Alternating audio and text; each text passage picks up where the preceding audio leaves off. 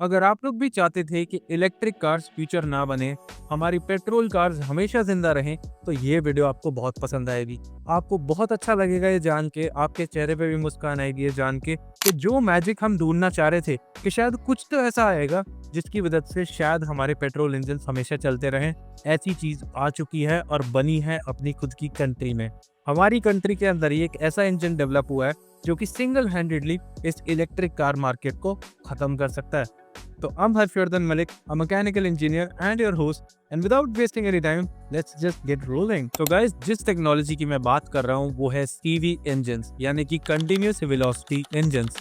And ये engines के अंदर क्या खास मिलता है हमें, मैं अब आपको बताता हूँ। तो सबसे पहले अगर मैं उन इंजन्स की बात करूँ जो ऑलरेडी हमारी कार के अंदर आ रहे हैं, तो उनको बनते हुए लगभग 230 साल हो चुके हैं।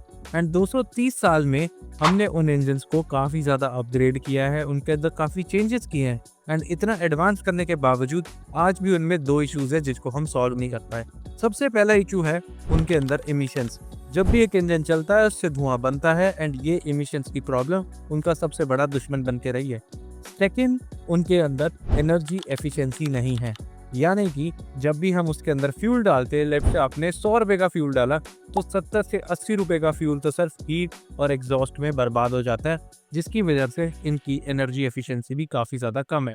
वहीं पे जो नए सीवी इंजन्स बने हैं, सीवी इंजन्स के अंदर आपको अप टू 90% स्ट्रोक पावर मिलती है, आपको 71% कम एमिशंस देखने को मिलते हैं एंड साथ ही साथ इनका साइज भी बिल्कुल हाफ हो चुका है। तो इससे हमारी बहुत सारे इश्यूज बिल्कुल ईजिली ख़त्म हो जाते हैं एंड हमें देखने में पता चलता है कि हमें क्या क्या एडवांटेजेस मिलते हैं। तो मैं अगर आपको वर्किंग समझाऊं कि कैसे ये इंजन्स काम कर रहे हैं, क्या क्या इनके अंदर खासियत है, तो उसके लिए सबसे पहले ज़रूरी चीज़ है कि हमारा जो नॉर्मल इंजन है उसकी हम एक बार वर्किंग समझें। तो जो हमारे नॉर्मल इंजन जो हमारी कार में आज तक आते हैं, उनमें क्या होता है, एक पिस्टन सिलेंडर अरेंजमेंट होता है, उसमें एक तरफ से फ्यूल आता है, एक तरफ से एयर आती है। उस एयर फ्यूल को हम कंप्रेस करते हैं, कंप्रेस करने के बाद या तो उसके अंदर स्पार्क क्रिएट किया जाता है या कंप्रेस करने की वजह से वो अपने आप ही इग्नाइट हो जाता है। जैसे ही हमारा फ्यूल इग्नाइट होता है, इग्नाइट होने के बाद वो पिस्टन को नीचे धकेलेगा, धकेलने से क्रैंक गोल घूमेगा, क्रैंक घूमने से हमें पावर मिलेगी हमारे व्हील्स पे, हमारे व्हील्स भी घूमेंगे। इस इंजन को चलाने के दो मेथड है हमारे पास, या तो 2 स्ट्रोक या 4 स्ट्रोक। 2 स्ट्रोक एंड 4 स्ट्रोक मैंने आपको इस वीडियो में समझाया था ऑलरेडी, आप चाहो तो देख सकते हो, पर बेसिक बता देता हूँ। 2 स्ट्रोक के अंदर 2 ही स्ट्रोक्स होंगे, एक इनटेक एंड कंप्रेशन, और सब कुछ करके आप 2 स्ट्रोक के अंदर intake, compression, power and exhaust को मैनेज कर लेते हो। वहीं आप इन चारों प्रोसेसेस को अगर इक्वली डिवाइड कर दो तो 4 स्ट्रोक बन जाएंगे। 4 स्ट्रोक में हमें पावर थोड़ी कम देखने को मिलती है पर एमिशंस भी काफी ज्यादा कम हो जाते हैं। तो गाइज ये तो था हमारा नॉर्मल इंजन जो कि क्रैंकशाफ्ट इंजन है। अब हम बात करते हैं टॉक ऑफ द टाउन, हमारी लेटेस्ट टेक्नोलॉजी जो कि इंडिया की एक कंपनी अहिरावत ने सीवी टेक्नोलॉजीज के साथ मिलकर बनाया। तो आप जैसा देख सकते हो सामने, इस इंजन के अंदर कोई भी क्रैंकशाफ्ट नहीं दिखाई देगी आपको। तो इसको मूव करने के लिए इसके अंदर rod rack and power system दिया हुआ है। जो इसके अंदर पावर शाफ्ट दी है वो घूमती है with the help of a rod rack. तो आप अंदर देख सकते हो एक फ्लावर लाइक स्ट्रक्चर बना हुआ है, जिसकी वजह से इंटरनेट पे कई लोगों ने इसे नाम दिया है फ्लावर इंजन। तो ये एक्चुअली काम कैसे करता है, इसको चलाने के लिए बेसिक डिमांड है, सबसे पहले इसके अंदर इवन नंबर ऑफ सिलेंडर्स होने चाहिए, यानी कि 2, 4, 6, 8, 10 इस तरीके से हो सकते हैं। ऑड नंबर में आप इसके अंदर सिलेंडर नहीं डाल सकते। तो क्रैंकशाफ्ट ना होने की वजह से इसमें एक रॉड रैक दिया हुआ है एंड इस रॉड रैक में एक रेक्टेंगल है हमारे पास जो टोटली सॉलिड है। उस सॉलिड रेक्टेंगल के ऊपर फिक्स्ड पिस्टन्स लगे हुए हैं, जो आप हमारे नॉर्मल इंजन में देखते हो कनेक्टिंग रॉड लगी है जो टिल्ट होती है।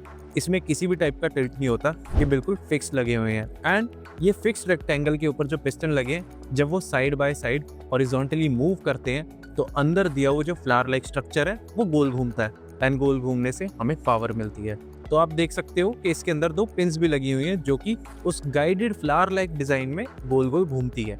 एंड एक टाइम पे जब एक पिन अंदर है तो दूसरी बाहर है, और जब दूसरे वाली अंदर है तो पहली पिन बाहर चली जाती है।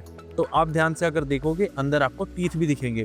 तो ये टीथ का क्या काम है, जिस टाइम एक पिन बाहर है तो उसको टोटली लाइन के अंदर रखना। इन टीथ के ऊपर ये नहीं चलता, सिर्फ उन पिन्स के ऊपर चलता है। एंड ये जो हमारा रॉड रैक सिस्टम है ये पूरे लुब्रिकेटेड गेट्स के ऊपर चल रहा है, जिसकी वजह से इसके अंदर आपको लुब्रिकेशन का भी कोई इशू देखने को नहीं मिलेगा।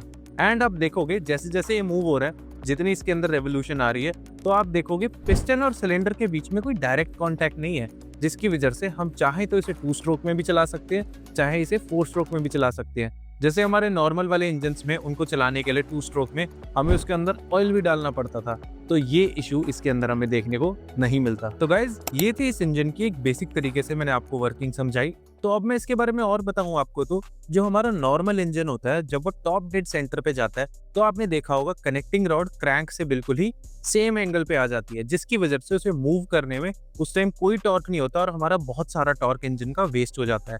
एज पर कैलकुलेशंस लगभग 40% टॉर्क इंजन अपना लूज कर देता है जब वो टॉप डेड सेंटर पे होता है।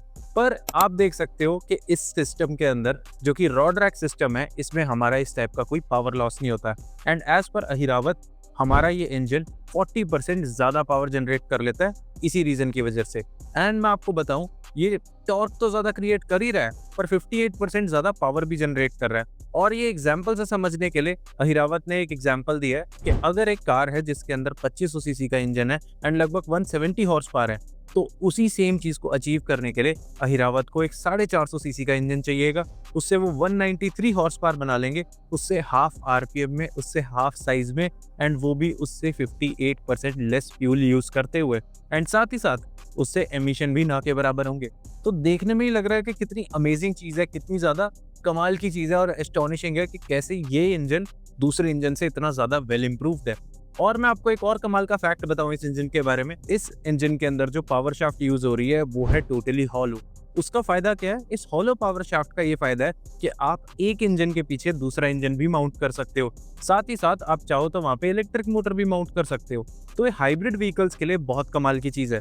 एंड जो मैंने आपको 2 इंजन का ऑप्शन बताया, उससे मतलब ये है कि मान लो आपके पास एक ट्रक है, आपने ट्रक में एक बड़ा इंजन लगाया और एक छोटा इंजन लगाया। जिस टाइम आपको जरूरत है आपने दोनों इंजन को ऑन किया, हैवी लोड को लेके आप ट्रांसपोर्ट कर रहे हो।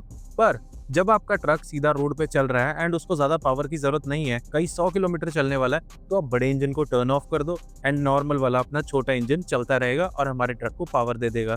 तो इससे क्या यूज केस आता है कि हम बहुत ज्यादा फ्यूल भी बचा सकते हैं। एंड साथ ही साथ क्योंकि ये इंजन इतने कम एमिशंस करता है, इसलिए पॉल्यूशन पे भी काफी अच्छी ये चोट दे सकता है। और मैं बताऊं आपको, तो ये इंजन चलने पे केपेबल है एथेनॉल पे, सीएनजी पे एंड हाइड्रोजन पे। इसमें नॉर्मल पेट्रोल से ज्यादा कामयाब ये वाले फ्यूल्स रहेंगे जिनका ऑक्टेन नंबर थोड़ा ज्यादा है। क्योंकि ये हाई कंप्रेशन इंजन होने वाला है, इसलिए इन पे क्लीन फ्यूल ज्यादा अच्छे चलेंगे एंड इससे बहुत कम पॉल्यूशन भी होगा। साथ ही साथ गाइस, हर एक चीज के अंदर थोड़े बहुत पॉजिटिव नेगेटिव्स दोनों होते हैं। इसमें नेगेटिव्स अभी तक थोड़े से ये है कि जैसे जो मैंने आपको सिस्टम बताया था, इसके अंदर टीथ वाला सिस्टम, तो केस ऐसा है कि ज़्यादा हाई यूसेज में या फिर थोड़े से ज़्यादा रफ यूसेज में हो सकता है उन टीथ की अलाइनमेंट थोड़ी सी हिल जाए, जिसकी वजह से हमें थोड़ी प्रॉब्लम आ सकती है। पर अहिरावत इसके ऊपर काम कर रहा है एंड करंटली वो एक 2 व्हीलर और एक 3 व्हीलर पे काम कर रहे हैं। वो सबसे पहले 2 व्हीलर और 3 व्हीलर लेके आएंगे जिसमें इंजन इंट्रोड्यूस होगा एंड धीरे धीरे ये आगे चल के और कंपनीज अपने वर्जन के अंदर इसे यूज करने वाली हैं।